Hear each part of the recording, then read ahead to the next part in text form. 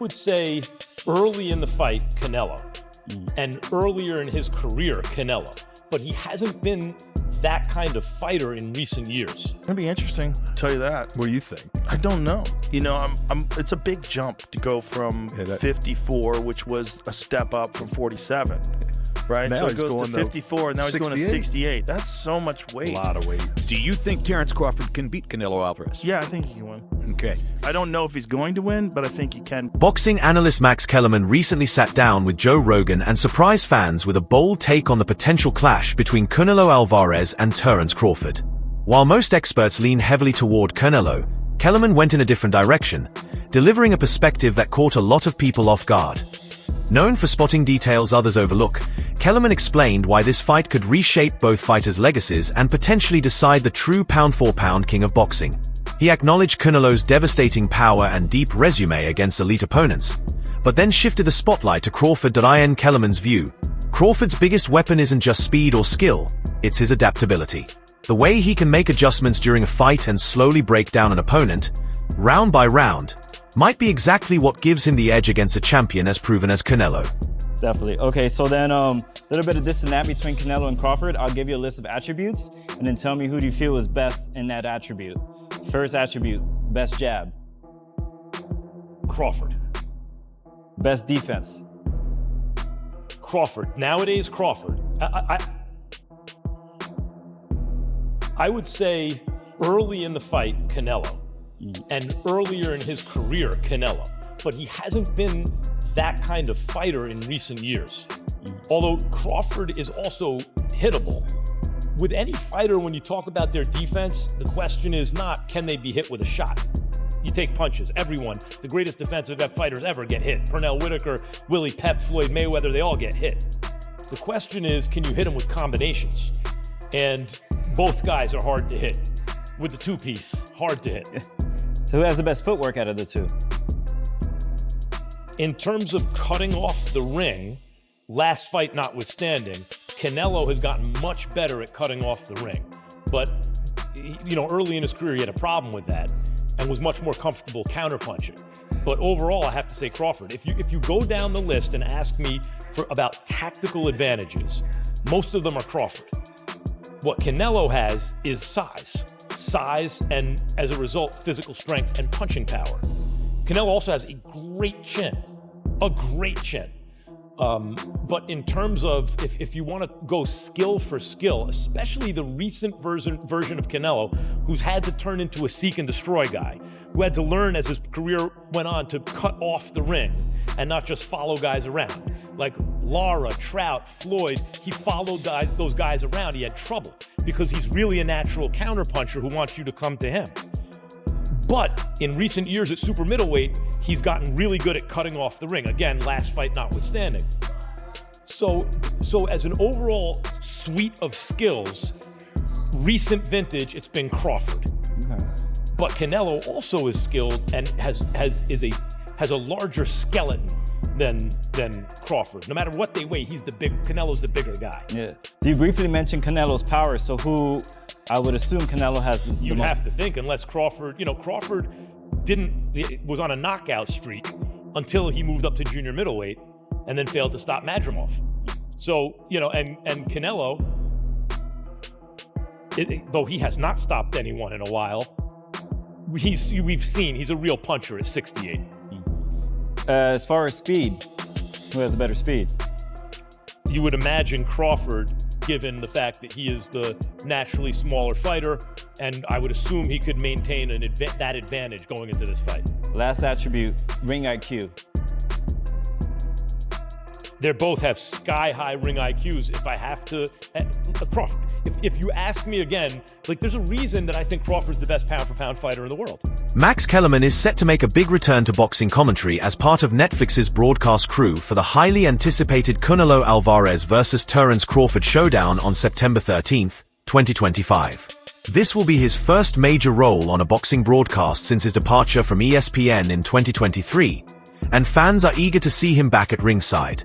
Kellerman will join John Onik and former champion Andre Ward as an analyst, bringing his trademark breakdowns and decades of insight to what's shaping up to be one of the most watched fights in recent memory.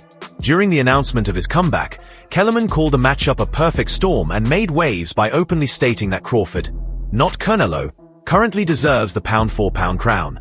While he acknowledged that Canelo once held that distinction, he was clear in pointing out that Crawford has now risen to the very top of the sport. I want to bring up the first member of our broadcast team. He is the best boxing analyst in the sport. Ladies and gentlemen, Max Kellerman.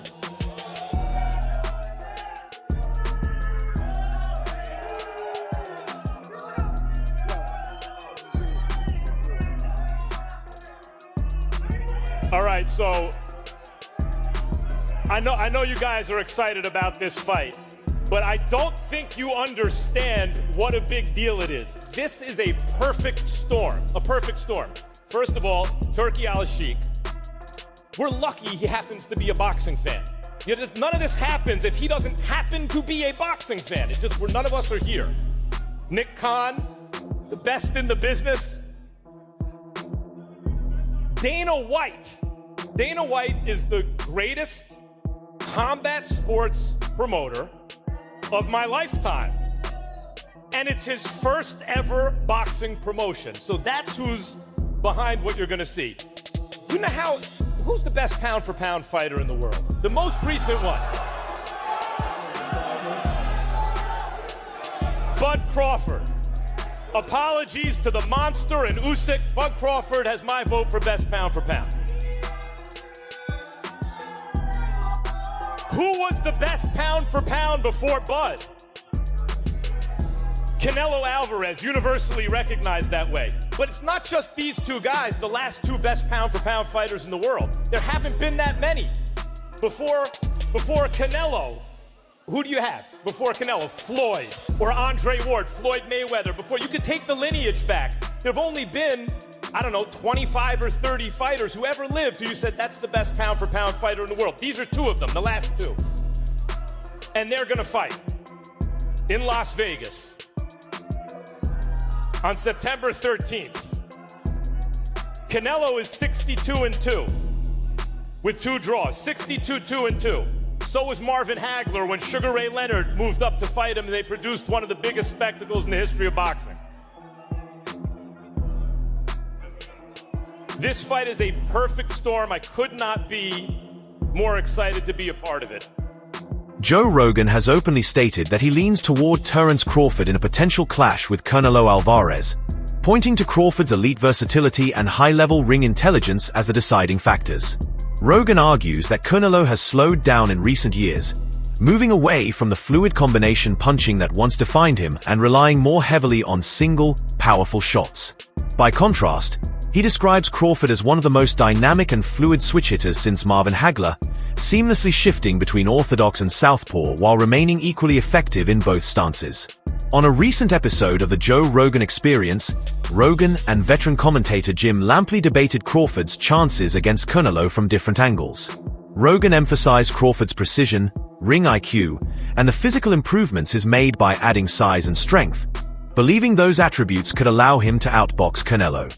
Lampley, while praising Crawford's skill set and even likening him to a modern Sugar Ray Robinson, ultimately leaned toward Canelo.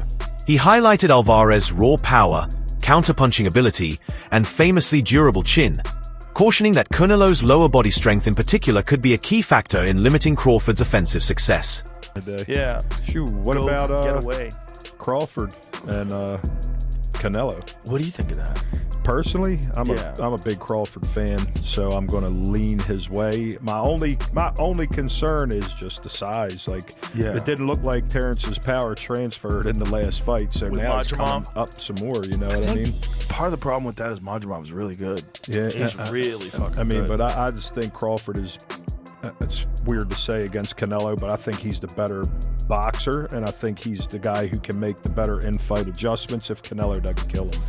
It's going to be interesting, I'll tell you that. What do you think? I don't know. It's a big jump to go from 54, which was a step up from 47, right? Now so it goes to 54, and now he's going to 68. 68. That's so much weight. A lot of weight. But Terence is I think he's the best switch hitter since Hagler. They claim Hagler was my favorite. They claim he's walking around like a $190 or something, and you do know he's a wrestler. In another interview, Jim Lampley doubled down on his support for Canelo Alvarez, predicting that Canelo would ultimately prevail over Terence Crawford. While acknowledging Crawford as perhaps the most complete fighter in the sport today, Lampley stressed that size, experience, and championship pedigree would be the deciding factors. He pointed out that Canelo, a natural 168-pounder who has already proven himself in numerous high-pressure situations, has the physical strength to offset Crawford's versatility and in-ring adaptability. In Lampley's view, those natural advantages could tilt the fight squarely in Canelo's favor. Canelo's smart. Absolutely, he's smart. He knows this business as well as anybody. So no, it's not surprising that Canelo learned from Floyd and has employed some of that in the retention of his career. Canelo still knows how to make fireworks when he absolutely has to make fireworks. But at the end of the day, he's a counterpuncher. He's a great defender. He has the most solid punch resistance of anybody in the sport. Nobody's ever knocked him off balance. Nobody's ever really knocked him down. There's only one official knockdown in his career, and it was because he bounced off the ropes when Jose Cotto hit him with a hard shot to the chest. And the referee employed a strict interpretation of the rules and said, oh, the ropes held you up, so that's a knockdown. He's never been put on his back by anybody. He rides horseback every morning. His legs are the strongest in the sport. You're not going to beat Canelo. Veteran analyst Teddy Atlas has weighed in on the Canelo Alvarez versus Terence Crawford debate, admitting that while Canelo is a truly elite fighter, he sees something even more extraordinary in Crawford. Atlas explained that Crawford's unique blend of speed, adaptability, defensive craft, and mental toughness makes him a rare talent. He praised Crawford's fight IQ and ability to switch stances seamlessly, calling him a special kind of fighter whose mindset often separates him from the rest. Although Atlas acknowledges the size difference could present real problems, he maintains that Crawford's skill set and character might be enough to overcome those odds. He's a little overrated. Terence Crawford versus Canelo Alvarez at 168 pounds. Canelo's really good. Really good.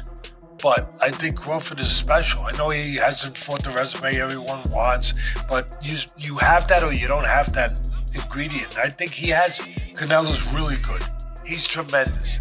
But could he be a tiny bit overrated? The greatness is within Crawford. It's in his desire, it's in his mind, it's in his makeup, where he came from. I know he's moving up in weight class, getting carried, but those intangibles, I believe that he has. Veteran analyst Teddy Atlas has weighed in on the Canelo Alvarez versus Terence Crawford debate, admitting that while Canelo is a truly elite fighter, he sees something even more extraordinary in Crawford. Atlas explained that Crawford's unique blend of speed, adaptability, defensive craft, and mental toughness makes him a rare talent. He praised Crawford's fight IQ and ability to switch stances seamlessly, calling him a special kind of fighter whose mindset often separates him from the rest. Although Atlas acknowledges the size difference could present real problems, he maintains that Crawford's skill set and character might be enough to overcome those odds. That skill, not strength, would prevail. Let me tell you what I think should be gone. The notion that Terence Bud Crawford should move up 3 weight classes, 21 pounds, to fight Canelo Alvarez. He's entirely too small. Jamel Charlo already proved that. Y'all remember that scene from Rocky? Remember that scene from Rocky 2? When Carl Weathers was Apollo Creed and his trainer was like, can I be honest? I saw you beat this man within an inch of his life. And he kept coming. He wouldn't go away. He's wrong for us, baby. He's wrong. Let it go. Apollo couldn't do it. And lost fight number 2. Trained him for fight Rocky 3. And then got killed in Rocky 4 by Drago. Because he couldn't let it go. Bud Crawford needs to let it go. Too small. Terence Crawford's dramatic physical transformation has become a major talking point ahead of his showdown with Canelo Alvarez. Jumping from 154 to 168 pounds, Crawford now appears stronger, leaner, and more imposing than ever, sparking heated reactions across the boxing community. Many fans argue that his new build signals real danger for Canelo, while others warn that the added muscle could come at the expense of speed and cardio. Olympic bronze medalist Omari Jones praised Crawford's preparation, noting that the weight seems to have been added in the right way through discipline and training, which could work to his advantage. Still, critics maintain that the gamble may backfire, making this matchup one of the most unpredictable and high-risk moves of Crawford's career. I just feel like Crawford, he just has the grit, and like me personally meeting Crawford several times, it's like the man is just so competitive. It's like I don't even have to say nothing to him. He'll just like, man, when we sparring, it's like his competitiveness is always gonna put him over the edge, and then he just has that like, I'm not gonna let you bully me, or his skill set. And it, I know they talk about Charlo when Charlo moved up, but I feel like it may be a little bit different for Canelo this time around, because Crawford took the moving up in weight classes serious. He did the dieting, he did the training. So I feel like when you put in work like that, it's a win-win. On the Joe Rogan Experience, Terence Crawford opened up about the wide range of methods in his training routine. He explained that his preparation includes roadwork, swimming, strength drills, and plyometric exercises, each targeting different aspects of performance, from stamina and recovery to joint protection. Crawford highlighted swimming as a key element, saying it improves his lung capacity while speeding up recovery between sessions. When it comes to lifting, he keeps the weights relatively light, around 20 pounds, with a focus on maintaining quickness and flexibility rather than chasing raw power. Tuesday, Thursday, and Saturdays.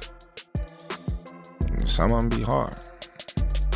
You know what I mean? That's just how it is. You can't replace, I would say like tech sparring and like soft sparring from, a comparison to get ready for a fight. Because you fight how you spar how you fight. And if I'm in there just doing this, catch, then when the fight comes and everything is full blast, full speed, I'm not gonna be able to keep up because I didn't train that way. Right. I can hit the bag, I can hit the miss, all that I want, but nothing's coming back. Right. I'm not feeling that presence of a person pushing me, hitting me, holding me, things like that. So sparring is very important. And not saying that you have to, go hard every single time you spar, but there gotta be days where, that fighter is trying to put it on you. Veteran analyst Bernstein broke down the blueprint for both fighters. For Canelo Alvarez, the path to victory lies in leaning on his physical strength and controlling the rhythm of the fight, particularly in the later rounds where pressure and body work could tilt the balance. On the other side, Terence Crawford can't simply depend on quickness. He'll need to command the range, dictate the tempo, and use his ring IQ to neutralize Canelo's size advantage. Joe Rogan has openly admitted that this clash has him hooked. In a recent conversation, he emphasized that he won't just be tuning in after the fact. He wants to experience it live, round by round. Still, not every voice in the sport is convinced that this super fight lives up to the hype. Most fans or most people would probably say Crawford, I'm guessing, because that's a big part of how he's won, and everybody feels that and rightfully so, that the way he's figured out, he's constantly changing from lefty to righty. He's a person that alters his attack. Sometimes he's a boxer, sometimes he's walking people down. Canelo's style is more the same in most fights. He is a counterpuncher who's waiting for you to make your move so he can counterpunch you. Then when he has you in trouble, he's willing to move forward. His attack is a pretty straightforward one. On the face of it, you might say Crawford, but I think the thing about Canelo Alvarez is that he has seen every style that you can see. Juan Manuel Marquez has made his stance clear. He's not a fan of the Canelo versus Crawford showdown. The Mexican legend argues that weight classes exist for a reason, and a jump from 154 to 168 pounds is too extreme to make sense. He pointed to Crawford's most recent outing, where he felt Bud looked slower and lacked the kind of power needed at higher weights. Marquez believes that piling on extra pounds won't suddenly add knockout force, but will instead reduce Crawford's speed and sharpness. For Marquez, this isn't about doubting Crawford's ability, it's about respecting the structure of the sport and the dangers that come with ignoring it. I don't like the fight because Terence Crawford is a good fighter, but in the sport of boxing, we have divisions. You know what I mean? You know? Right, weight classes. You know what? Right? Yeah, weight classes for a reason. Weight classes for And Terence Crawford is a good fighter in super lightweight, welterweight, super welterweight. But I think more. I remember when Terence Crawford fought with Madrimov. Yes. He looks slow. He looks with no power and three more divisions. Two more divisions. I think it's a top fight for Terence Crawford, but Terence Crawford is a great fighter. He has a great defense. He has a good combination punches, but I think the weight class is no good for him. So what do you think? Does Canelo's raw power carry the night? Or will Crawford's ring intelligence and adaptability prove too much? Let us know who you're backing in the comments. And don't forget to share your take with the community.